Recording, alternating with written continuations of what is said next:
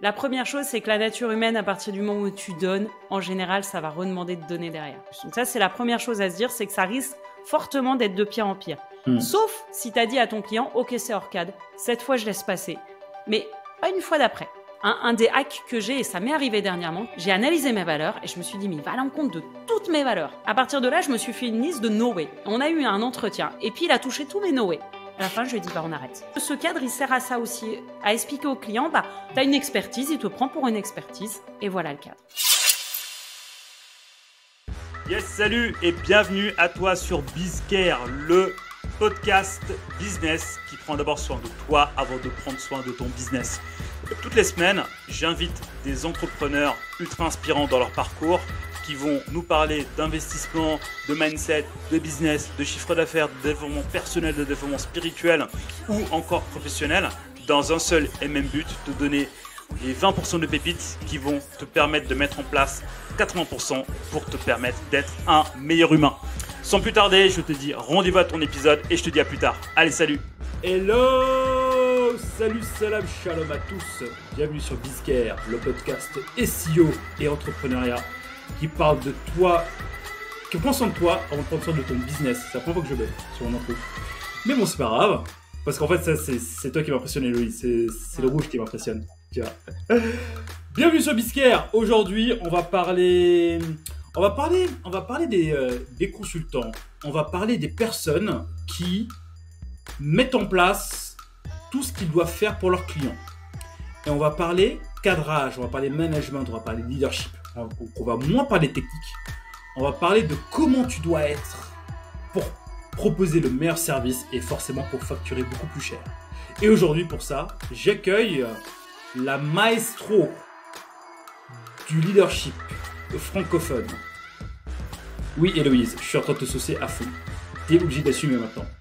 Aujourd'hui, j'accueille Madame Héloïse Bourlet qui va nous parler de leadership. Salut Héloïse. Hello BizCare. Comment ça va? Ravi de cette intro, merci et ravi d'être avec toi pour parler de tout ça. C'est vraiment Est-ce cool. que tu as la pression maintenant? Non, moi j'aime bien avoir la pression. Ah, ok. Donc du coup, elle est prête pour nous filer des pépitas. Alors, comme j'ai dit, Héloïse, elle est spécialisée dans le leadership. Elle a des années d'expérience dans le leadership et dans le management d'entreprise. Donc aujourd'hui, elle va nous donner les pépites pour que vous puissiez être au top dans votre presta et pour que vous puissiez, en forcerie, facturer mieux. Donc Héloïse, ce que je te propose, c'est de te présenter un peu ton parcours, de présenter un peu tout ce que tu as fait en fait, qui t'a amené dans ça. Et puis voilà, la parole est à toi. Eh ben écoute, c'est assez simple mon parcours. J'ai commencé par être consultante. J'ai passé 15 ans finalement dans ce qu'on appelle les ESN, donc les entreprises de services numériques, donc dans l'informatique. Et mon premier métier a été d'accompagner les clients à définir leur process pour qu'on puisse leur définir la bonne solution informatique. Donc j'ai commencé à être finalement comme ton public aujourd'hui, c'est d'être consultante, donc proche des clients. Et puis, j'ai évolué plutôt sur un rôle en interne des ESN, de gestion de projet, de management d'équipe.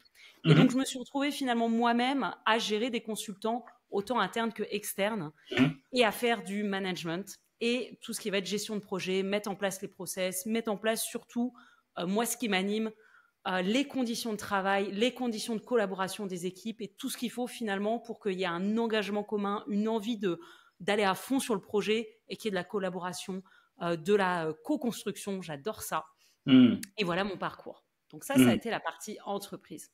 Puis à un moment donné, je me suis dit, moi j'adore le management, j'adore la structuration. Par contre, je ne m'éclate plus dans mon rôle de directrice de projet. Et j'ai voulu me former au métier de coaching. Donc j'ai été faire ma petite école, ma petite certif, ok. Et arrivé sur le terrain des entrepreneurs, arrivé là à vouloir essayer de me vendre, j'ai fait comme tout le monde, j'ai cherché un petit peu quelle était ma place. Et finalement, je l'ai trouvé en faisant ce que j'ai toujours fait. C'est finalement accompagner les leaders à prendre leur juste place auprès de leurs équipes, mettre en place les bons process et surtout manager correctement leurs collaborateurs. Et aujourd'hui, j'accompagne les CIO du monde digital, donc que ce soit les entreprises de services ou les infopreneurs, à sortir de l'opérationnel en s'appuyant sur leur bonne équipe. Donc en s'appuyant finalement sur des équipes de consultants. Hmm, ok. Mais justement, concrètement, comment tu les accompagnes à ça? Enfin, qu'est-ce que tu fais concrètement avec eux? Et ben concrètement, je les accompagne sur 80% de mindset. C'est-à-dire que Ok. quand on veut collaborer avec des gens, quand on veut mettre en place des team leaders, des managers d'équipe, parce que à leur niveau, c'est souvent ça l'enjeu, Mhm, et ben il faut soi-même être prêt à ça. Donc la mhm, mhm, première chose finalement qu'on travaille, c'est leur posture de CEO, leur rôle de CEO, leur faire accepter d'arrêter de micromanager, faire confiance, mettre en place le cadre de travail correct auprès des équipes pour que les équipes elles puissent réellement performer. Donc je les accompagne à ça. Et puis il reste 20% évidemment de technique. Donc ça va être de mettre en place les bons process, les bons outils de suivi, des projets, des tâches. Ça va être de mettre en place le bon niveau de communication, les bonnes réunions pour que finalement l'équipe fonctionne correctement. Et puis ça mhm. va être aussi recruter les bonnes personnes. Comment je fais une Mhm. bonne annonce, comment je fais un process de recrutement, comment je commence ma collaboration, comment je fais l'onboarding pour que derrière ça se passe correctement avec mes collaborateurs. Mais en fait, en fait, à t'entendre parler, en fait, tout ça, enfin, moi qui ai bossé dans pas mal d'agences avant, et qui aujourd'hui continue à intervenir ponctuellement dans les agences, euh, tout ce que tu dis là, en fait, au final, c'est quelque chose qu'on fait de manière assez mécanique. Par exemple, on se dit souvent, on a notre job, je vais faire appel à un consultant, ou bien j'ai besoin que ces consultants soient encadrés, donc du coup, je vais faire appel à un manager. Donc en fait, les agences le font un peu de manière, enfin, je vais pas dire naturelle, mais Ouais. en fait, ils le font au fil de l'eau, tu vois, en fonction des projets qui viennent. Toi, en fait, à t'entendre, j'ai l'impression qu'il faut quand même avoir une expertise pour aller choper les bonnes personnes, ou bien pour mettre en place un process qui fonctionne dans le temps. Au final, est-ce que le fait de le faire comme ça au feeling, c'est bien ou pas, tu vois? Ou bien est-ce que c'est pas une grosse connerie de le faire au feeling? Hmm, ça dépend de ton expérience. Quand tu Mhm. parles des personnes et des agences, qui y a dans ces agences? Est-ce qu'il n'y a pas déjà des RH? Est-ce qu'il n'y a pas déjà des managers qui ont déjà managé des équipes? Moi, mes clients aujourd'hui sont la plupart du temps des personnes qui sont self-made, Ok. c'est-à-dire qu'elles ont commencé, qu'elles sont créées toutes seules, Mhm. qu'elles certes ont des petites expériences, mais en tout cas ont pas des expériences de cadre dans les entreprises. Ok. Et donc, euh, font tout au départ eux-mêmes, c'est des solopreneurs, donc ils font Mhm. tout seuls. Puis à un Mhm. moment donné, ils disent, bon, allez, je vais déléguer. Donc ils vont déléguer plutôt des petites tâches. Et pour ça, Mhm. ils vont mettre en place des process bien cadrés. Ils vont chercher des exécutants. Donc ça va être la première étape. Puis ils vont commencer à grossir, pardon, avoir de plus en plus de personnes. Puis là, ils vont se dire, mais moi, j'arrive plus à gérer tout le monde. Mhm. Et c'est là où ils vont devoir faire cette transition vers des managers. Et s'ils continuent, et on va y revenir, à manager des managers comme ils managent des exécutants, à leur dire exactement tout ce qu'ils doivent faire, comment ils doivent le faire, Mhm. évidemment, ce qu'on appelle les A-players, ça va pas leur plaire. Et Mhm. ce que tu dis d'une agence, ça date des agences particulières qui ont déjà un certain nombre de ressources à l'intérieur qui le font pas si naturellement que ça, mais en tout cas ont appris à le faire de par leur carrière, ce qui Mhm. n'est pas le cas de mes clients. Et c'est pour ça que finalement, c'est mon expérience que j'ai eue en agence, en ESN, c'est comme des agences de consultants. C'est cette expérience-là que je viens donner à des personnes qui, eux, n'ont pas eu cette occasion-là. Ok, d'accord, ok, ça marche. Et justement, tu vois, mais toi, comment tu fais pour quels sont les points sur lesquels tu augmentes au niveau de vigilance au moment de recruter une telle personne dans tel, enfin, pour tel poste, ou bien pour tel métier, ou bien pour tel remplacement, voilà. En fait, quels sont les points que tu considères? En fait, souvent, on revient à la base. C'est Mhm. déjà quel va être l'organigramme et surtout quel va être l'organigramme à long terme. Moi, j'ai tendance à vraiment expliquer, ton équipe, tu la crées pour aujourd'hui, tu as certains besoins, mais il vaut mieux investir sur des gens à long terme. Donc, au maximum, essaye de penser là où tu veux amener les personnes parce que tu vas peut-être pas recruter les mêmes personnes. Tu vas peut-être prendre un junior que tu vas faire progresser au sein de ton entreprise ou alors, dès aujourd'hui, tu as besoin d'un expert, ou alors tu as besoin plutôt d'exécutants, mais d'avoir cette vision de où je veux emmener mon entreprise, ça aide au recrutement. Donc, quel Mhm. va être mon organigramme? Après l'organigramme, ça va être les rôles et responsabilités. Très concrètement, qu'est-ce que j'ai besoin? Quelles compétences j'ai besoin? Quelles soft skills j'ai besoin? Parce que est-ce que je veux de l'autonomie? Est-ce que je veux quelqu'un qui exécute ce que moi j'ai défini? Voilà, très concrètement. Et je vais même un peu plus loin. Je leur demande quel style de manager ils sont et comment ils veulent manager les personnes. Parce que selon comment on est soi-même, on va pas être à l'aise avec les mêmes personnes. Et tout ça, ça fait un ensemble finalement de hard skills et soft skills, donc compétences de base et façon d'être, qu'on va finalement essayer de mettre et de transcrire dans l'annonce. Pour moi, une annonce, elle doit vraiment donner envie à la personne de postuler. On doit lui faire comprendre comment ça va être dans la future collaboration. Parce que c'est comme ça qu'on arrive finalement à faire de la collaboration. C'est plus qu'une embauche. Si on a envie de travailler ensemble et de s'engager ensemble pour faire réussir le projet, pour moi, il faut être collaboratif. Et pour ça, il faut que les deux parties se choisissent. Donc moi, j'encourage vraiment à faire des annonces qui donnent envie à la personne de postuler. Et derrière, après, ça va être le process de recrutement qui va permettre de vérifier tous ces points-là à travers des questionnaires, à travers des vidéos et évidemment des entretiens, voire des tests après, d'avoir toujours une période de test, surtout que souvent on parle de consultants, donc on n'est pas sur des CDI, c'est assez facile de rompre la collaboration. Donc moi, j'encourage à augmenter au fur et à mesure les responsabilités et de voir comment ça se passe. Et voilà. Donc c'est pour ça qu'on travaille finalement sur une vue globale et qu'on va de plus en plus au détail. Mais rien que ce travail sur qu'est-ce que réellement j'ai besoin, quelles compétences j'ai besoin, c'est déjà un gros travail parce que bien souvent, il y a des personnes, moi j'ai vu quelqu'un dernièrement qui avait une quantité de tâches comme ça et qui voulait une énorme autonomie, mais qui me dit « moi je veux prendre un stagiaire comme ça va me coûter moins cher ». Ouais, mais par rapport à ce que tu veux lui faire faire, ça va pas aller, quoi. Tu vois, justement, en fait, en tant qu'entrepreneur, parce qu'en fait, au final, tous les consultants sont des entrepreneurs, tu vois. Donc, tous les indépendants, tous les freelances sont des entrepreneurs. En tant qu'entrepreneur, parfois, tu vois, tu vas avoir des moments où tu vas avoir un pic de taf. Donc, du coup, tu te dis, soit je délègue ou bien soit je donne ce business à quelqu'un d'autre. Mais en tout cas, tu essaies de t'en séparer, tu vois. Mais par contre, quand on veut pas perdre le contrat, on a tendance à se dire, ok, d'accord, je vais donner la prod, enfin le truc dans lequel il y a moins de valeur, à une personne que je prends à un instant T, donc un freelance, un stagiaire, ce que tu veux, et puis après, j'avance avec eux. Au final, est-ce que c'est une bonne idée ou pas, tu vois, de procéder comme ça, en fonction de toi, ce que tu dis au niveau des personnes au niveau des profils à recruter? Est-ce que c'est au final une bonne chose de se dire, ok, pour un bon job ponctuel, je vais prendre une personne, ou bien au final, ou bien est-ce qu'on doit toujours en fait avoir cette vision de moi je vais amener mon entreprise ou bien je vais amener mon affaire j'ai une vision à 3, 4, 5, 10 ans, et dans ce cas-là, faire les choix en fonction, tu vois. Donc en gros, quel est le meilleur, quelle est la meilleure balance à avoir? Le besoin ponctuel, il est vrai dans un certain cas, type déployer un logiciel. Là, tu es sur un besoin ponctuel. Et en général, dans ce cas-là, tu vas plutôt aller vers un expert. Donc, il faut quand même te poser la question de ton besoin réel. Et puis, à partir du moment où tu es plutôt sur quelque chose, imaginons la gestion marketing ou la gestion de tes réseaux sociaux, potentiellement, là, tu vas vouloir une collaboration un peu plus long terme.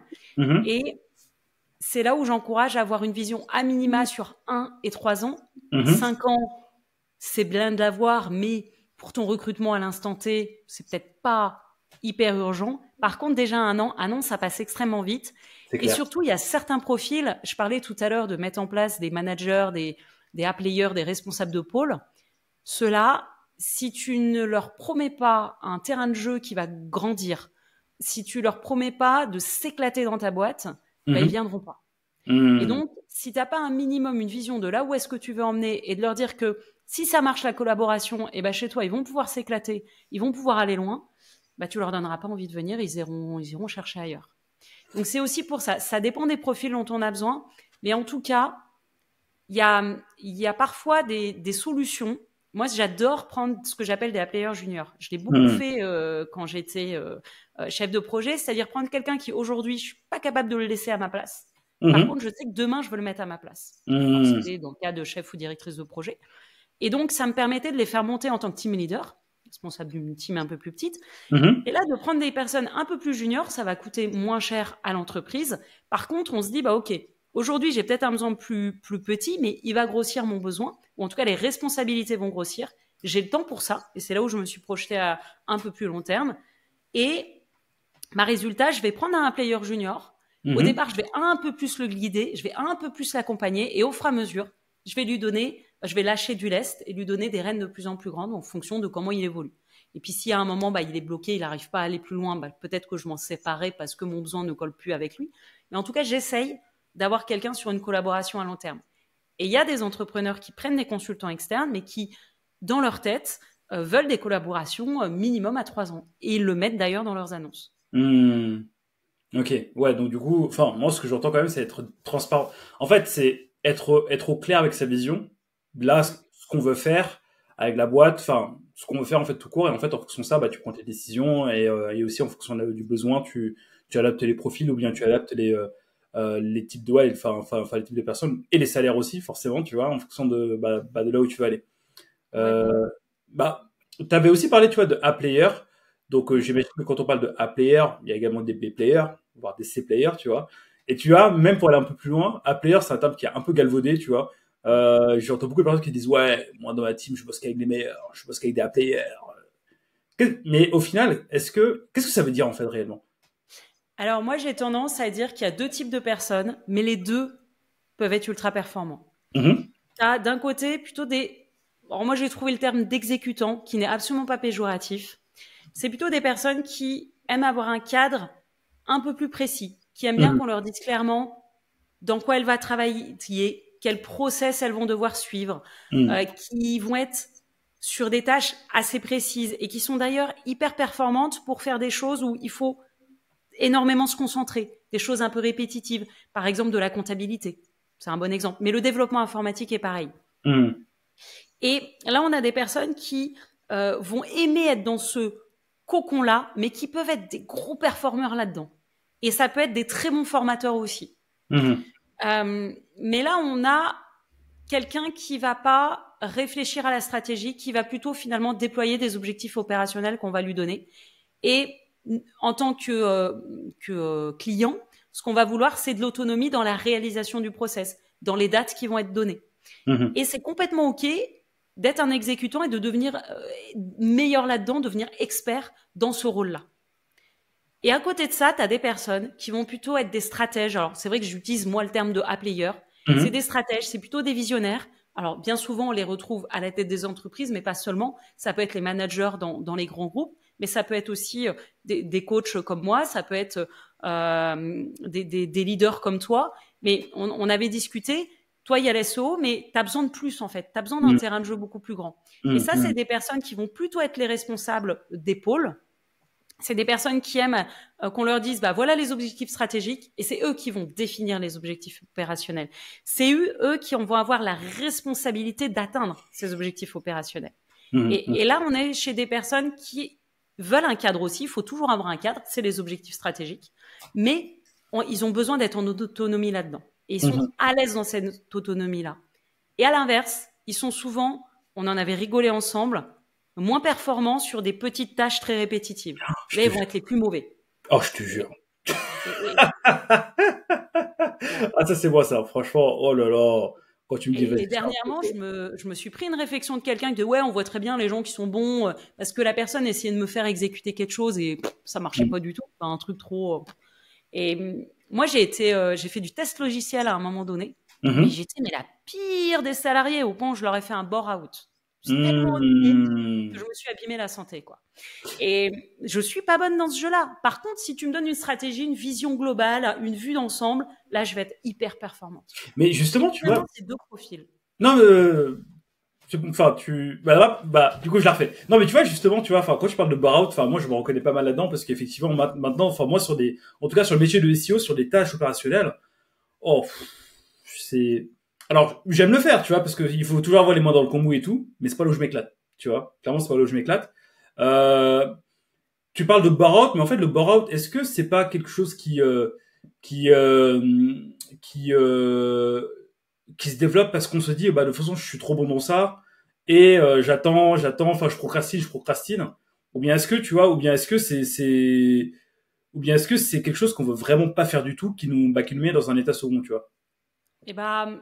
Alors, je suis pas une experte, je suis pas psy. Je vais te raconter mon histoire. Moi, je me suis rien dit du tout, j'ai subi. J'essayais de faire les choses. Mais j'étais en tel stress de me rendre compte que j'étais pas performante, que j'étais mauvaise, qu'on me laissait enfermer dans cette case et le stress énorme de dire mais si je réussis pas, ça veut dire que la fois d'après ils vont pas me donner un truc encore plus où je vais m'éclater, ils vont pas me donner des responsabilités vu que je ne m'en sors pas sur le métier de base, si tu veux. Et ce stress-là, si tu veux, j'étais tellement stressée, je le montre comme ça parce que j'ai fait une tendinite.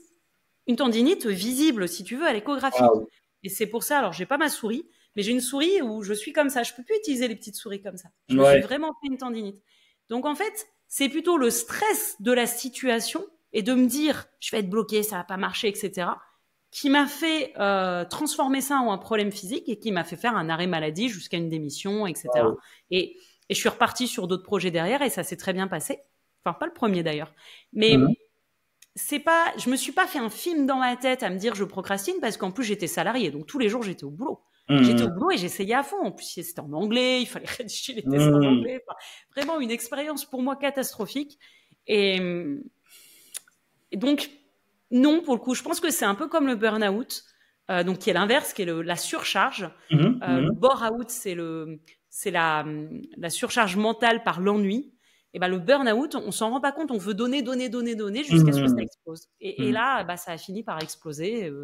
Mais je te parle de bore-out, c'est parce que j'ai fait du coaching, j'ai analysé les situations, j'ai analysé mon histoire et j'ai fini par comprendre.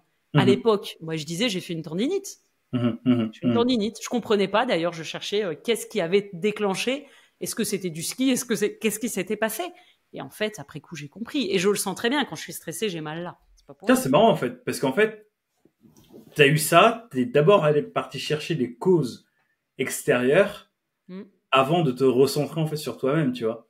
Du coup, en fait, au final, nous tous en fait dans notre job, quand on discute quand on a des clients et tout, est-ce que quand ça va pas, est-ce que justement on doit pas faire d'abord ce travail d'exploration, se dire ok, mais en fait qu'est-ce qui va pas chez moi, avant d'aller voir un médecin et lui dire oh bah j'ai bobo là, ok bah t'as bobo là, bah va voir le kiné et ça ira mieux. Bah pour moi c'est ça la force des entrepreneurs et c'est ça que j'ai compris en devenant entrepreneur. Beaucoup travaillent sur eux parce qu'on t'encourage à travailler sur toi. C'est un peu dans on va dire la culture. Quand tu commences à t'entourer d'autres entrepreneurs, on se rend compte qu'énormément on fait du dev personnel, on appelle ça comme on veut. En tout cas, c'est essayer de se comprendre soi. Quand on est salarié, on a tendance à subir, pas trop analyser, et on cherche les causes dans l'entreprise.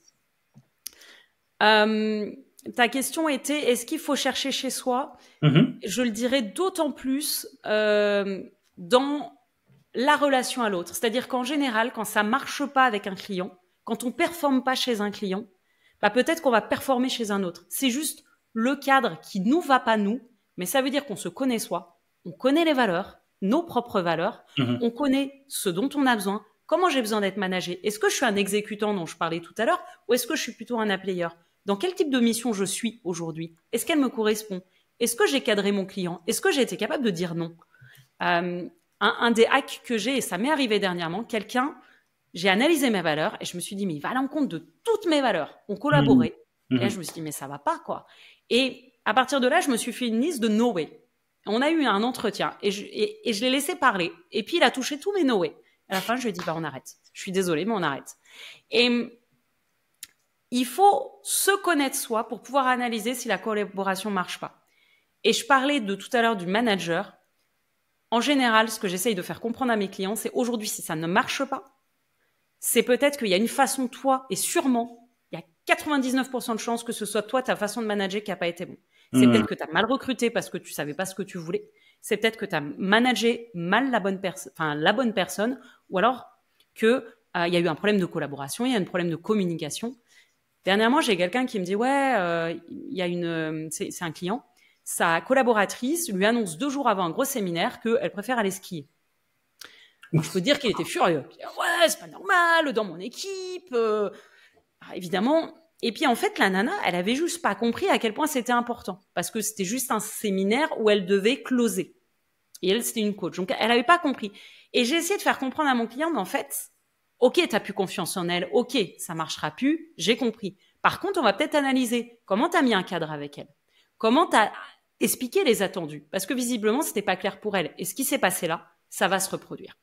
Donc on va travailler ensemble pour que demain, ça se reproduise pas.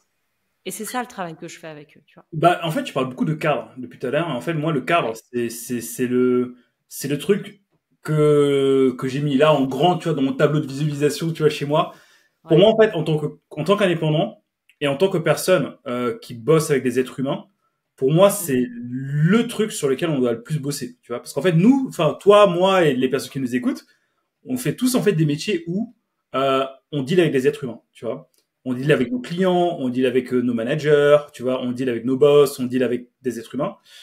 Mais en fait, en soi, quand on deal avec des êtres humains, on s'attend en fait un peu à ce que ce qu'on fasse amène du résultat. Ce qui est normal parce qu'on est payé pour ça, tu vois. Oui. Et par contre, en fait, moi, dans mon expérience, tu vois, en fait, j'ai appris pas mal de choses. Et en fait, la chose la plus importante que j'ai appris, c'est que, bah, t'as beau être le meilleur dans ce que tu fais, les Mhm. résultats finaux, tu le contrôles pas. Parce que, soit, et ben, dans le process, il y a un truc que t'as pas fait, bah, qui va tout faire merder. Ou soit parce Mhm. qu'en fait, t'as beau tout dire, le client, il fait pas.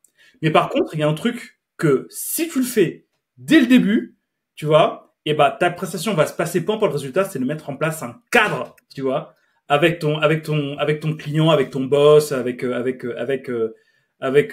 les personnes, avec les êtres humains avec lesquels tu collabores, tu vois. Et en fait, ça, je le dis, bah, dans mon accompagnement de leadership et prospérité, bah, j'apprends en fait à mettre au consultant un cadre.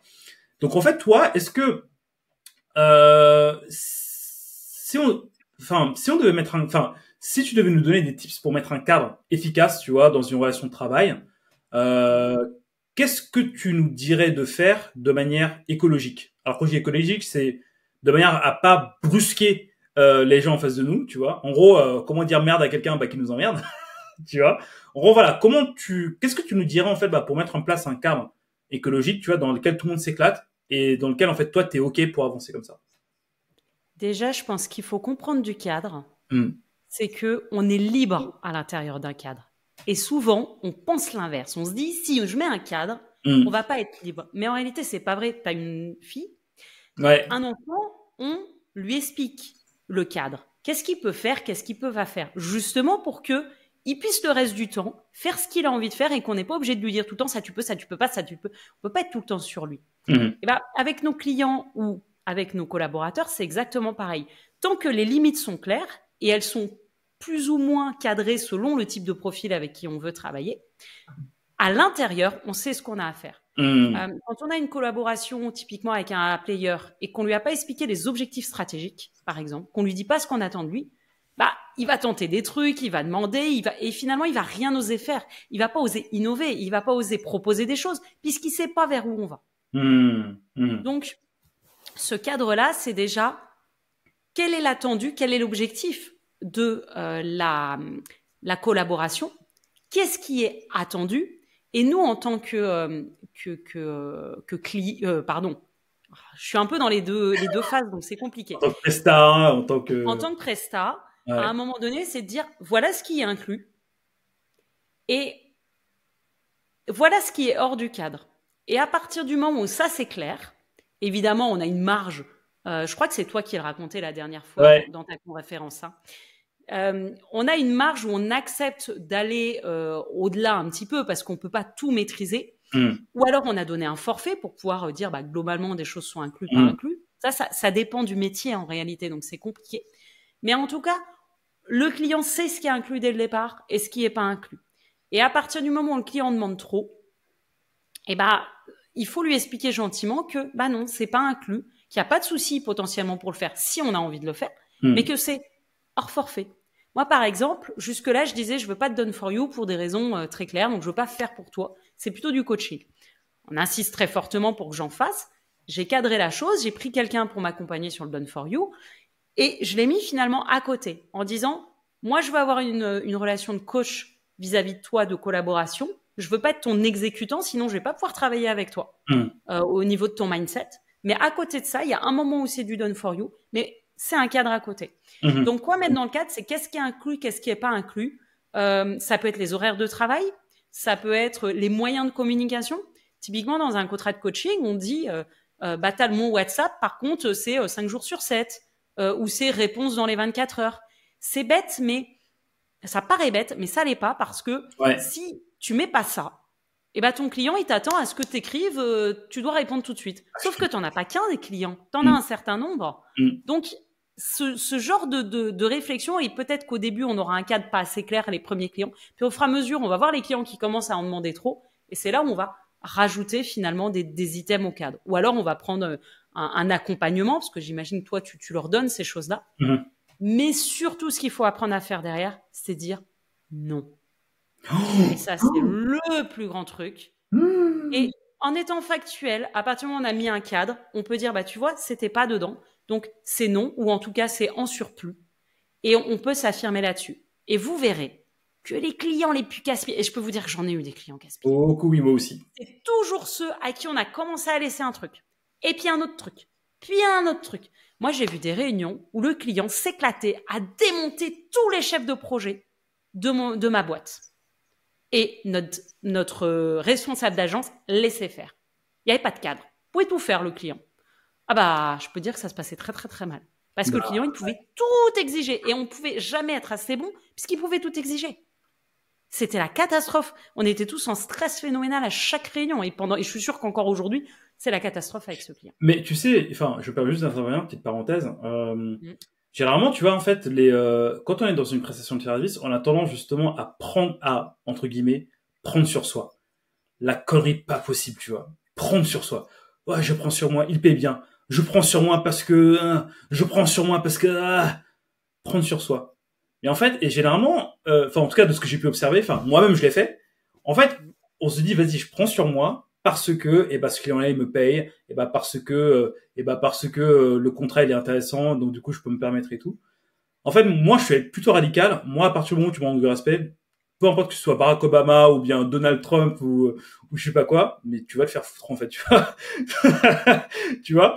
Mais, et ça, en fait, ça demande un certain courage. Enfin, mais moi, en fait, ça me demande du courage, tu vois. Parce que, on a tendance, en fait, à oublier le truc le plus important, c'est que, ok, t'es là, en fait, pour donner un service. Donc, même si on te paye, t'es là pour donner le service, tu vois. Et en fait, le service n'est pas, entre guillemets, j'exagère, tu te prostitues, entre guillemets, pour le client. T'es pas une serpillière, c'est ce que j'aime. T'es pas une serpillière non plus, tu vois. Mais, voilà, en fait, moi, il y a des choses que j'accepte pas. Et en fait, pour moi, quand tu dois mettre en place un cadre, je pense qu'implicitement, en fait, envers toi-même, tu dois te dire, ok, qu'est-ce que je suis prêt, en fait, qu'est-ce que je suis prêt à accepter dans ma considération pour continuer à bosser avec ce client-là ou pas, tu vois. Et après, derrière, tu vois, moi, ce que j'aime bien dire, en fait, quand on développe son leadership, c'est, ok, en fait, je suis capable de tolérer ça à ce niveau-là, mais par contre, au-delà de ça, je ne peux plus. Et peu importe ce qui se passe derrière, peu importe les conséquences, je perds ce client-là, je m'en fous et tout, mais au moins, j'aurais sauvegardé ma dignité et mon intégrité. Petite parenthèse, tu vois. Enfin, ça, c'est mon point de vue à moi. Enfin, c'est un peu, il y en a qui le comprennent, il y en a qui le comprennent pas, il y en a qui disent que je suis extrême, tu vois. Mais en fait, pour moi, en fait, ton bien-être n'a vraiment aucun prix. Tu vois, même si tu vendais ta 1 million d'euros par heure, pour moi, en fait, ça n'a pas de prix, tu vois.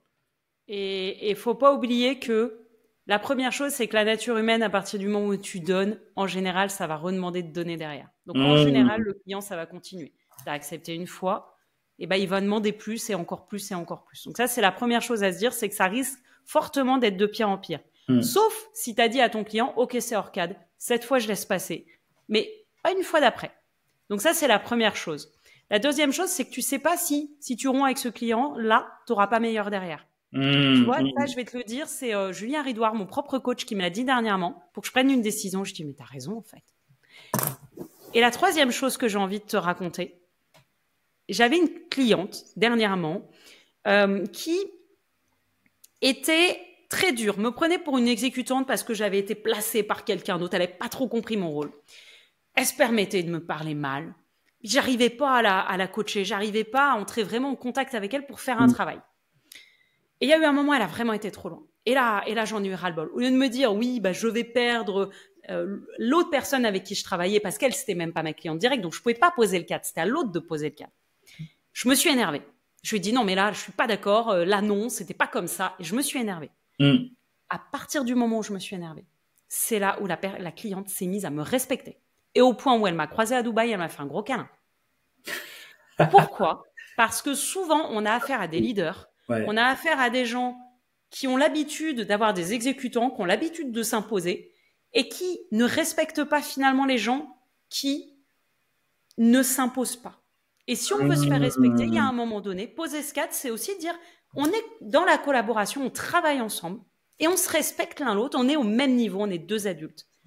Et c'est hyper important de mettre en place, parce que ce cadre, il sert à ça aussi, à expliquer aux clients, t'es pas une carpette, une serpillière, non, t'as une expertise, il te prend pour une expertise, et voilà le cadre. Et à partir du moment là, il y a du respect. Quand il y a du respect, on peut collaborer. Mais pourtant, moi, j'ai l'impression que, tu vois, ce qu'on se dit là, quand je t'écoute, c'est normal, en fait, tu vois. Enfin, c'est normal dans le sens où on se dit, mais ça coule de source. Bah oui, c'est normal, mais moi, jamais je vais me faire un.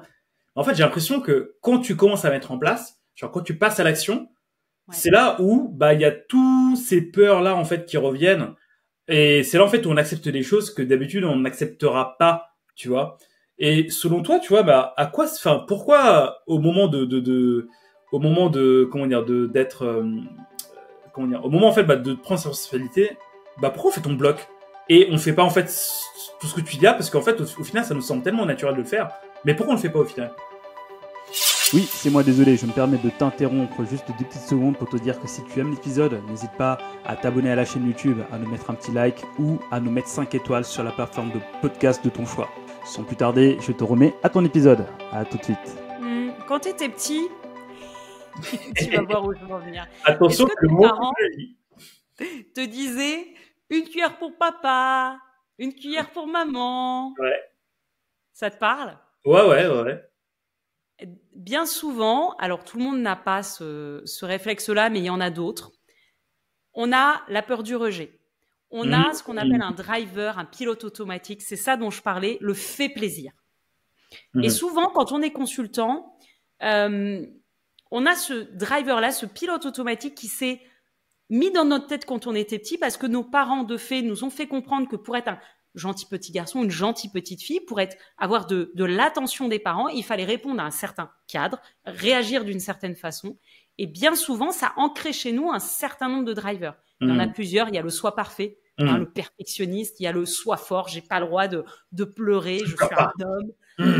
Et il y a notamment le fait plaisir. Et ce fait plaisir-là, c'est l'un des freins possibles que vont avoir les personnes qui vont amener à se dire, voilà, je dois faire plaisir, je dois donner, et je ne suis pas OK, je ne peux pas exister, on peut pas m'aimer si je ne fais pas plaisir. Et donc, inconsciemment, on a du mal à s'imposer.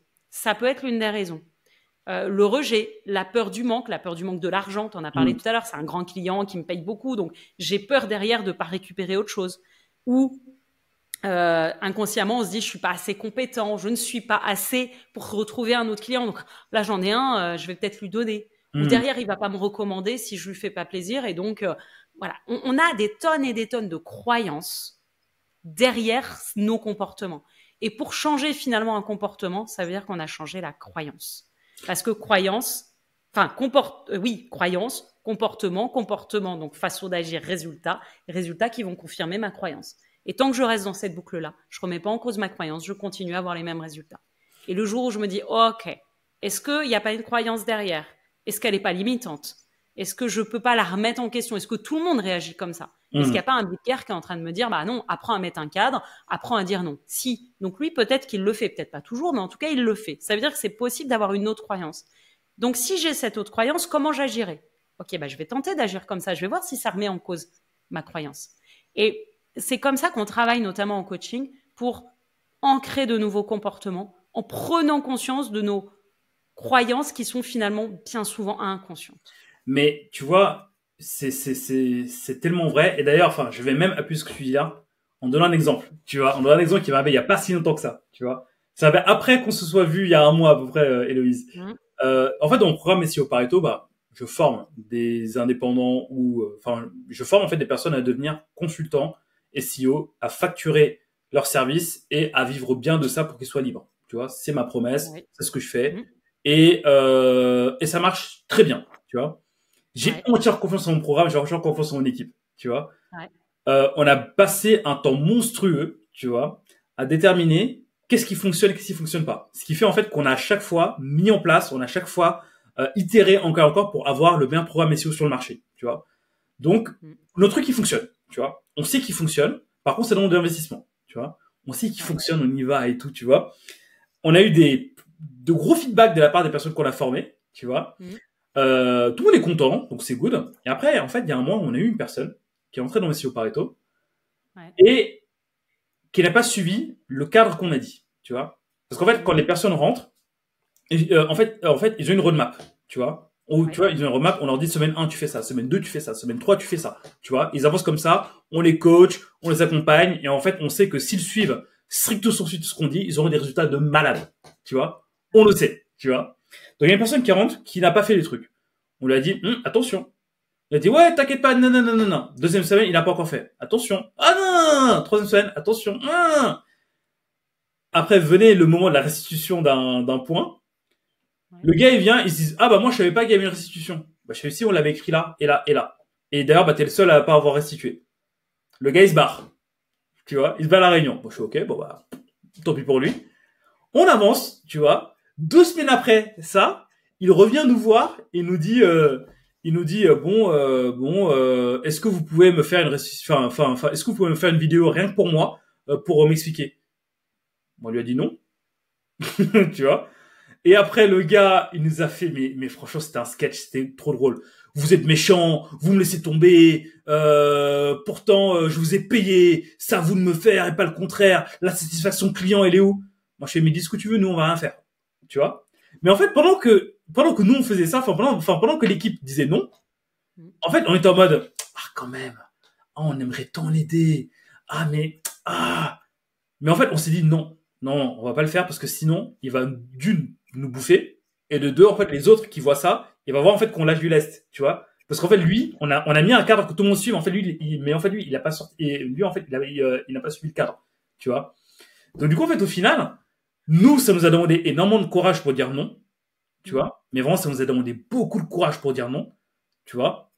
Mais par contre, là, on était hyper contents. C'est que notre cadre, tu vois, dès le début, il a été solide. Tu vois, il a été solide. Les gens, ils bougent dans le cadre, tu vois, comme tu dis. Mais à partir du moment où tu es hors cadre et où on dit aux personnes, bah, attention, tu es hors cadre et que la personne ne remet pas dans le cadre, à partir de ce moment-là, en fait, nous, on s'est dit, on a considéré que ce n'était plus notre responsabilité, tu vois, qui suivent ou pas, tu vois. Et justement, tu vois, si je raconte toute ma vie comme ça, c'est vraiment, en fait, tu vois, pour appuyer ce que tu dis, parce que nous, en fait, au moment de bosser sur notre fait plaisir, tu vois, en fait, on a vu que, on voulait absolument avoir des résultats, on voulait absolument faire plaisir, mais par contre, mais par contre, si on veut avoir des résultats ou bien si on va aller dans notre vision, il va falloir que les gens suivent ça. Si tu suis pas, c'est mort, tu vois. Et je pense que, voilà, c'est la fin de mon histoire, mais je pense que, tu vois, toutes les personnes qui nous écoutent tu conviendras de ce que je vais dire ou pas, d'ailleurs, tu vois, je pense que toutes les personnes qui nous écoutent, je pense que c'est quand même important, justement, d'avoir ce courage de travailler ce cadre à fond. Et aussi, d'avoir un courage, de dire, le cadre il est là, maintenant c'est non, tu vois. Oui. Sinon, t'es mort, tu vois. Et je pense qu'en tout cas, dans mon expérience, ça va demander du courage, mais par contre, derrière, tu seras tellement plus pisse, tu vois. Qu'en penses-tu, toi, Héloïse? Et ton exemple, il est flagrant d'un triangle de Cartman. Ah, mais complètement. Le mec, il a commencé à être victime. Et au bout d'un moment, il a tourné en tyran. Ouais, c'est ça. Et en fait, le problème, c'est que si une personne ou une autre rentre là-dedans, on peut être sûr que les rôles vont commencer à tourner, t'en sortiras pas tant que... Il y a des façons de sortir, c'est expliqué en analyse transactionnelle. Globalement, c'est de se remettre dans des positions d'adulte et d'être factuel. Justement, tu vois, juste avant d'aller plus loin, est-ce que tu peux juste nous expliquer très rapidement le schéma de Cartman, ce que c'est, tu vois? Enfin, moi, je sais ce que c'est, mais bon, juste pour nos éditeurs. Vas-y. Alors, Cartman, donc c'est un psychologue américain, je ne serais incapable de dire la période. Ce qui définit, c'est que quand il y a conflit, quand il y a mauvaise communication, les personnes vont rentrer finalement dans un jeu de rôle où il y a 3 positions possibles. Donc, ils peuvent être 2 ou 3. Tu as le tyran, le sauveur et la victime. Et on le voit très facilement. Typiquement, dans une équipe, il y a quelqu'un qui vient dire au manager, oui, il y a un tel qui fait pas son travail, qui vient se plaindre. Et puis, qu'est-ce que fait le manager? Il va aller taper sur, entre guillemets, sur celui qui faisait pas son travail. Et donc, il devient il est le sauveur. Puis quand la personne, qu'au moment où il va vers la personne et qui commence à lui dire c'est pas bien ce que tu as fait, il devient le tyran. Et les protagonistes, ils commencent à tourner dans le triangle parce que bah, quand tu te fais attaquer, toi, tu es une victime, mais résultat, bah, tu te rebiffes, donc tu deviens tyran. Et c'est là où ça commence à tourner. Et en fait, ce jeu, il est infini à partir du moment où quelqu'un ne se dit pas, allez, on va sortir du triangle. Et les personnes vont tourner dans les positions en fonction des discussions. Et si c'est pas de la communication, en fait, c'est du conflit. Et ça marche pas. Et dès qu'on commence à rentrer dans cette position-là et qu'on commence à voir tourner le truc, il faut tout de suite réagir parce que ça peut s'amplifier. Et c'est là où, à la fin, bah, c'est des vrais conflits ouverts, quoi. Waouh. Et donc, du coup, en fait, là, dans cet exemple-là, en fait, j'ai l'impression que tout le monde, au fait, au final, juste quand tu deviens un petit peu attentif dans le monde de l'entreprise, tu vois des triangles partout, en fait, tu vois. Tu vois des victimes partout, tu vois des sauveurs partout, tu vois des tyrans partout, tu vois. Et en fait, effectivement, bah, pour casser cette boucle, moi, je le vois comme une boucle, en fait, tu vois. Pour la casser, il va falloir que tu fasses un truc, comment dire, pour montrer, en fait, à la personne que t'es pas client de ça, en fait, au final, tu vois. Oui. Parce que, moi, quand je reprends mon exemple, l'exemple que je t'ai donné, j'ai l'impression que si j'avais dit, ah non, bah, t'inquiète pas, on va faire ça et tout, bah, je serais pas son sauveur et lui serait pas son tyran. Tu vois? Oui. Il y a de grandes chances qu'en fait, tu lui aurais fait plaisir au départ. Et dès qu'il aurait trouvé un nouveau truc, il aurait réattaqué. Et là, ça aurait tourné. On en voit partout. Et puis, en plus, on a une position naturelle un petit peu préférée. Ouais, c'est vrai. Moi, j'ai une petite tendance à être sauveuse. Hey, copine! On est deux. Et quand j'étais petite, j'étais toujours celle qui disait « Oui, madame, c'est pas normal, je suis pas d'accord, c'est de l'injustice. » Ouais, Macron, il est méchant, gilet jaune. Pardon, désolé. Je pas jusque-là, mais... J'ai pensé le truc. Enfin, gilet rouge, en tout cas, te concerne. Je sais pas si gilet rouge, c'est mieux, mais bon, bref. On va s'enfoncer, là. Mais d'ailleurs, c'est toi le gilet jaune aujourd'hui. Ouais, j'avoue que là, aujourd'hui, ouais. Et en fait, on a déjà de prendre conscience de ça, ça permet de s'empêcher d'y aller. Et si on y rentre, de tout de suite... Parfois, moi, j'ai un exemple d'une cliente qui commençait à rentrer dedans. Et je lui ai dessiné le triangle. Je lui ai dit, regarde ce qui est en train de se passer. Je lui ai fait prendre conscience du truc. Et on a réussi ensemble à en sortir. Parce que je lui ai dit, en fait, là, on va pas y arriver. Ça sert à rien. On peut pas faire coaching. Et toi, ton client, peut-être que tu aurais pu lui exprimer le truc. Et s'il était assez intelligent et qu'il avait vraiment envie d'atteindre ses objectifs, ce qui, vu ton histoire, était peut-être pas le cas, je vais pas dire sûrement. En tout cas, il y avait visiblement de l'auto-sabotage qu'on retrouve souvent chez les entrepreneurs débutants, ce côté procrastination, parce qu'il y a d'autres croyances, la peur de réussir, la peur de gagner de l'argent, la peur le sentiment d'imposteur. Si j'y vais, bah, ils vont se rendre compte que je suis pas bon. Et donc, on s'auto-sabote sans le savoir. Et finalement, quand on a les clés pour réussir, on fait tout, en fait, pour pas y aller et pour pas se mettre à risque vis-à-vis des croyances. Parce que le cerveau, il aime pas remettre en question les croyances. Donc, il préfère rester dans sa zone de confort. Et sûrement que c'était ça. Et peut-être que, avec ces personnes-là, si elle avait vraiment envie de conscientiser le truc, d'avoir une discussion à deux, peut-être que ça aurait pu gérer le truc, ou peut-être qu'elle avait juste pas envie et... Voilà. Après, moi, je suis un peu extrême, moi, maintenant, dans ma manière de faire. C'est que je te dis des choses 1 fois, 2 fois, 3 fois, j'ai fait un call avec toi, 4 fois, 5 fois, t'écoutes toujours pas, c'est bon, j'arrête. Je vais mettre mon énergie autre part. T'es pas le papa de tes clients. Exactement. Tu peux tenter un truc, t'expliques maintenant. Justement, sinon t'es le sauveur. Donc, il y a un moment donné, ils ont payé, bah tant pis. Voilà. Si t'as plein de mécontents chez tes clients, faut peut-être te poser la question chez toi. Si la majorité sont contents et que t'en as un qui était justement hors cadre, bon, bah, il n'y a pas de débat. Hein. Non, ouais, c'est plutôt ça, ouais. Mais bon, maintenant, en fait, pour revenir, en fait, un peu sur notre public, tu vois, on a beaucoup parlé, de cadre, tout ça. Mais au final, si on veut augmenter son CA, tu vois, petit à petit, de manière saine et écologique, au final, est-ce que tu as des principes de leadership simples, tu vois, que tu pourrais nous donner à mettre en place pour que justement on puisse voir ces résultats-là se développer petit à petit? En fait, la majorité des clients, ils veulent de l'autonomie et de la responsabilisation. Ils sont prêts ou pas en réalité à le faire. Donc déjà, il faut savoir soit se positionner vis-à-vis de son client et essayer parfois de l'éduquer aussi. Ça, faut le savoir. Mais moi, ce que je vous encourage à faire déjà, c'est d'éviter ce que j'appelle le phénomène du petit singe. C'est tellement... je fais exprès de donner ce nom-là parce que je sais que comme ça, on s'en souvient. Le phénomène du petit singe, faut le comprendre votre CIO, votre patron, votre manager, il se balade de conférence call en conférence call. Et puis, à chaque fois qu'il croise quelqu'un lui raconte un problème. Et fait un petit peu en sorte de refiler la patate chaude à ce manager.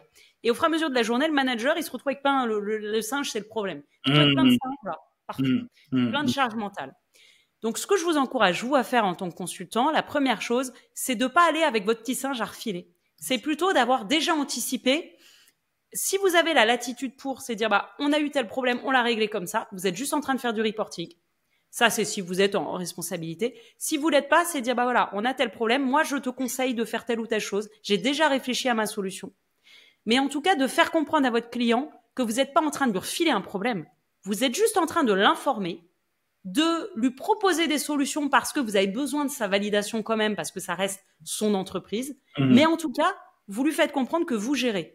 Sauf si le problème n'est absolument pas de votre ressort. Et donc, dans ce cas-là, vous êtes bien obligé de le refiler à quelqu'un. Mais peut-être dans ce cas-là, vous pouvez aller chercher un autre collaborateur et vous vous arrangez à deux. Mais en tout cas, de vous responsabiliser vis-à-vis de ce qui se passe vis-à-vis de votre activité.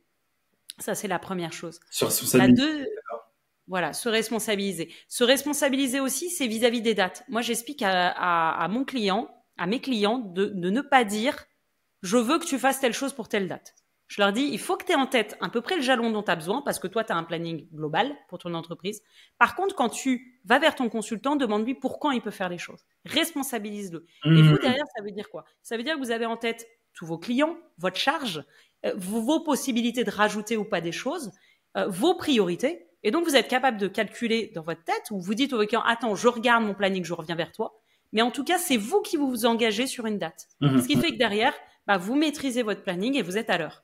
Parce que moi, je vois trop souvent des consultants qui sont à la bourre sur les projets et c'est impossible de gérer une boîte si tout le monde est toujours à la bourre, quoi. En fait, tout est repoussé. Donc, responsabilisez-vous là-dessus. Ok, donc en fait, pour la responsabilisation, tu parles quand même d'un point important, c'est au final dire au client que telle chose on va le livrer à tel moment, mais en fait que la décision vienne de nous et pas qu'il vienne du client, c'est ça? Complètement. Ok. Complètement. Ou en tout cas d'essayer, si votre client vous donne une date impossible, de le dire tout de suite. Ou de lui dire, ok, je prends ça, ça veut dire que je dépriorise autre chose. Mais de pas vous engager sur des choses impossibles en vous disant, c'est pas grave, de toute manière, tout le monde est toujours à la bourre. Parce que pour le client, en fait, derrière, plus vous allez le mettre en stress vis-à-vis de ce qu'il vous demande, plus il va vous considérer mauvais, plus il va être micromanager avec vous, plus il va tenir les rênes, et moins finalement vous allez pouvoir collaborer de façon agréable et constructive, en fait. Mais ça, je l'ai vu chez plusieurs personnes avec qui je travaille, tu vois, même moi, en fait, en tant que client, quand je bosse avec des personnes qui me permettent ma boîte mail, ou bien quand je bosse avec des personnes qui s'occupent de mes pubs, en fait, j'ai beau travailler avec la meilleure personne, si la personne ne me donne une date et ne respecte pas ces dates, pour moi, c'est bon, je peux plus. Je peux plus parce qu'en fait, il devient une charge mentale pour moi, en fait, tu vois. À me dire, ok, en fait, non seulement je le paye pour qu'il fasse ça, mais en plus de ça, je dois penser au fait qu'ils doivent me le rendre à l'heure ou pas, tu vois. Donc en fait, effectivement, juste truc tout con, juste le fait de donner des dates et de ponctuer sur ces dates-là, comme ça, on se dit, ça va, c'est pas grand-chose, mais ça vous sauve tellement la vie. Complètement. Et alors, en plus, on a tous des réactions, et je sais que quand on manage des collaborateurs, on sait très bien les collaborateurs qui s'engagent, mais qui vont toujours faire x2. Ceux qui s'engagent où il faut faire x0,5. Ceux qui te disent j'en ai pour 3 semaines alors qu'ils en ont pour 1 semaine. Donc au bout d'un moment, on finit par savoir comment ils sont et recalculer un petit peu les dates. Mais ça, c'est quand on est finalement dans un environnement salarié et qu'on n'a pas trop le choix.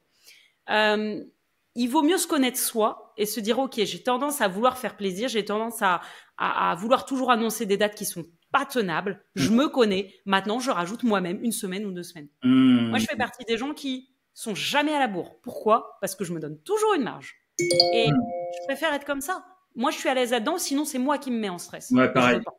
Je sais pas travailler sous la pression. Donc, pareil. Moi, voilà.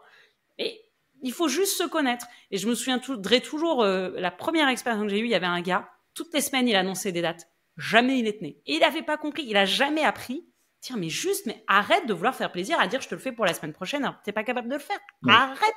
Ouais. 2 ans, hein. 2 ans, jamais réussi.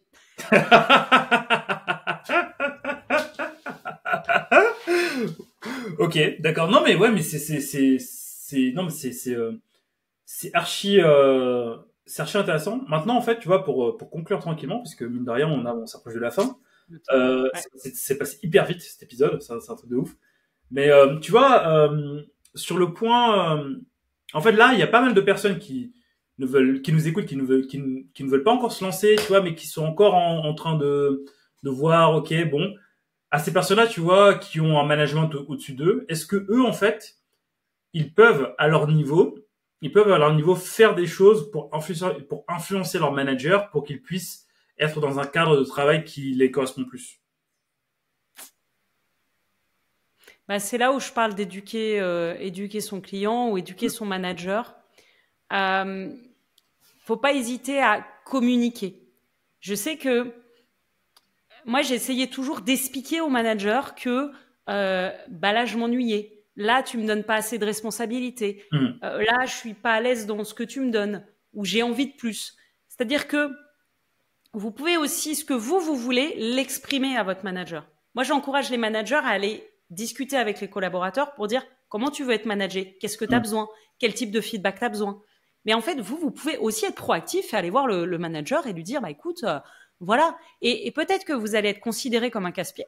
Moi, j'étais toujours considérée comme une casse-pied par mes RH, détestée. Gilet rouge.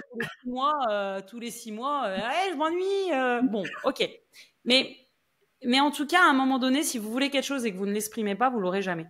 Et d'essayer d'exprimer bah oui, mais là, je ne sais pas où tu veux m'emmener. J'ai pas les objectifs stratégiques ou je comprends pas où est ma place. Viens, allez, on va essayer de clarifier mes responsabilités parce que là, c'est pas clair.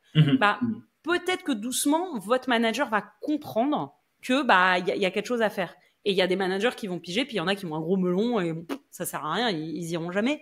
Mais, ou alors, vous mettez un bouquin de management sur son bureau et puis hop, vous partez, puis vous voyez la réaction.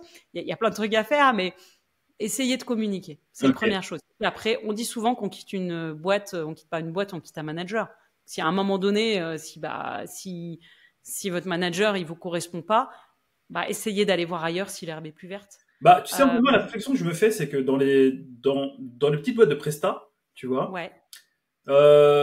La tendance globale, c'est l'évolution naturelle du consultant, c'est de devenir manager, tu vois. Alors que pour moi, c'est une correction, non. Oui. Tu vois, parce que pour moi, c'est, enfin, ça se trouve, je me trompe complètement. Mais pour moi, en fait, c'est être manager, ça requiert aussi bien des hard skills que les soft skills, parce que tu as des référents. En fait, référent, c'est pas juste un référent métier, c'est aussi un référent humain ou bien quelqu'un en qui tu peux avoir confiance, tu vois. Et j'ai vu beaucoup de boîtes, tu vois, où bah le meilleur dans ce qu'il fait, ça va être lui le manager, tu vois. Alors que lui, en fait, il a aucune aptitude humaine, tu vois. Là, c'était l'erreur qu'on faisait avant de faire monter des bons techniciens, on parlait de ça comme ça, en manager, et dès qu'ils étaient managers, ils étaient insupportables. Bah, c'est ça. En fait, c'est un peu ce que je t'expliquais aujourd'hui. Et aujourd'hui, on comprend beaucoup mieux, management un peu moderne. C'est pour ça que je te disais, il y a des très bons exécutants qui vont être des très bons performeurs, mais il faut les laisser là. Parce que justement, ils performent, on en a besoin dans les entreprises. Et inversement, quelqu'un qui est peut-être mauvais exécutant, mais a un côté humain, a un côté capacité justement de vision globale, tout ce que j'ai expliqué tout à l'heure, il sera bon manager. Et bien souvent, c'est pas du tout les mêmes profils, mais en plus de ça, moi j'ai commencé, si tu veux, je reviens un peu en arrière, j'ai commencé à être une meilleure manageuse quand je me suis dit on peut pas emmener tout le monde vers le haut. Parce que moi, je voulais toujours tout le monde donner plus de responsabilités, plus. Et il y en a certains que je mettais en stress. Et quand j'ai commencé à accepter de me dire, bah non, il y en a en fait certains, c'est pas la peine. Parfois même, ils demandent d'aller plus haut, ils en sont pas capables. Pas aujourd'hui en tout cas. Et donc, de savoir accepter qu'il y en a, faut les laisser là où ils sont. Et il y en a qu'on peut faire évoluer. Et ce boulot de manager, c'est ça que je voulais dire, j'ai retrouvé mon fil. C'est que moi, par exemple, j'ai managé des projets informatiques, je ne suis pas capable d'aligner 2 lignes de code. Alors, je l'ai su à la fac, mais ça fait bien longtemps que je code plus. Mais je sais m'entourer d'experts. J'avais des experts techniques, j'avais des team leaders experts en développement qui pouvaient encadrer les équipes de dev. Mais moi, j'étais au-dessus. J'avais des équipes de fonctionnels, des équipes de dev. Et en fait, mon rôle, c'était pas de leur dire quoi faire. C'était de les challenger, de les questionner pour connaître les risques, savoir ce qui se passait sur les projets, savoir si les solutions qu'ils mettent en place, elles répondent bien aux objectifs du projet. Globalement, de vérifier la bonne marche à suivre du projet. Et donc, c'était ça mon rôle de manager. C'était l'humain, faire grandir. Mais finalement, je faisais grandir plus sur des soft skills que des hard skills.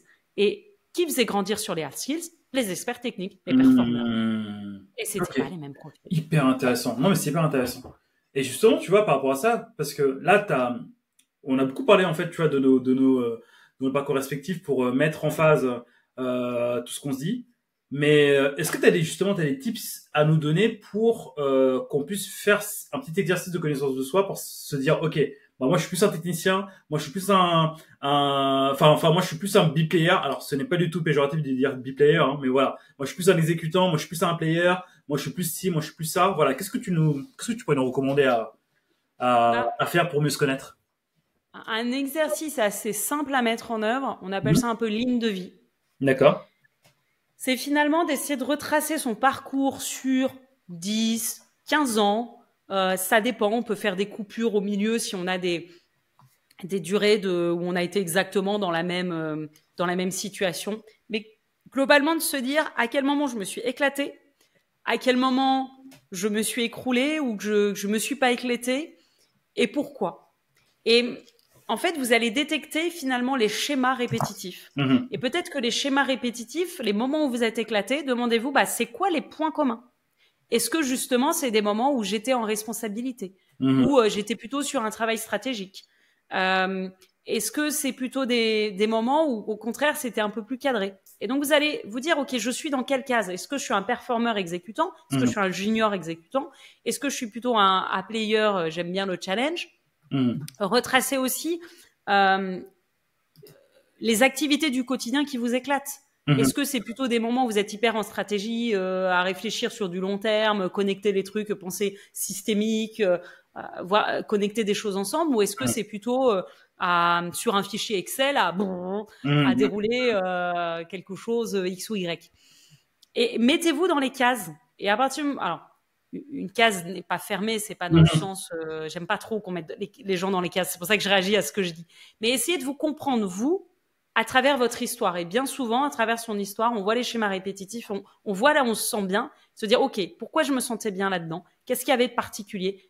Comment j'ai reproduit les choses? Et est-ce que maintenant, je peux pas faire plus de ça pour voir si c'est pas là où je m'éclate? Et à partir de là, cherchez les clients qui vont vous mettre dans telle ou telle case. Quand il y a une annonce, lisez l'annonce, lisez les petites lignes, posez des questions à l'entretien pour essayer de comprendre est-ce que le client va vous micromanager, est-ce qu'il a des process en place, est-ce qu'il attend de vous mettiez en place les process, vous les améliorez, de quoi il a besoin concrètement. En fait, les mêmes questions qu'il vous pose à vous, vous pouvez les poser à l'autre. D'ailleurs, un bon entretien, c'est un entretien où il y a déjà de la collaboration. Et donc, vous dire, est-ce que dans ce modèle-là, je me sens bien? Ok, je vois. Ok, écoute, c'est hyper intéressant. Merci. Franchement, Héloïse, honnêtement, franchement, je pense que cet épisode, on n'a pas parlé technique, mais il est quand même archi important parce que pour moi, le meilleur des consultants, enfin, quand je dis le meilleur des consultants, genre celui qui est bien dans son métier, qui gagne bien sa vie, qui s'éclate, c'est pas celui qui est le meilleur dans ce qu'il fait, mais c'est celui qui est bon dans ce qu'il fait. Pas besoin d'être le meilleur, sois bon, mais par contre, connais-toi bien pour savoir ce que tu acceptes, ce que tu n'acceptes pas, les limites que tu mets ou pas, pour que tu puisses t'éclater, te performer, parce que tu n'as pas fait tout ça pour, au final, être en souffrance dans ta vie. Non, mets-toi dans ta zone de kiff et tout va rouler beaucoup plus vite que quand tu essayes de ramer dans une zone qui n'est pas ta zone de kiff. Sur ces bons mots, merci. Merci à toi. Héloïse, franchement, c'était archi cool. Merci pour l'ensemble de ces points. Où est-ce qu'on peut te retrouver, Héloïse? Si on veut savoir plus sur toi, qu'est-ce que tu fais? Écoute, pour l'instant, c'est beaucoup d'Instagram. J'ai un site internet, héloisebourlet.com également, où on peut me contacter. Et puis, il y a un podcast qui est en préparation, donc voilà, qui sera plutôt orienté pour les CIO, mais en tout cas qui arrive. Alors, selon quand on va sortir l'épisode, il sera peut-être déjà en place. Et puis, un petit peu sur LinkedIn, vous pouvez venir, je regarde les messages, je suis un petit peu présente, je le serai de plus en plus. Moi aussi, je développe ma visibilité. Donc, voilà, sur ces réseaux-là, et toujours sur mon nom, Héloïse Bourlet. On peut pas me louper. On n'est que 2 en France et l'autre, elle est pas entrepreneuse.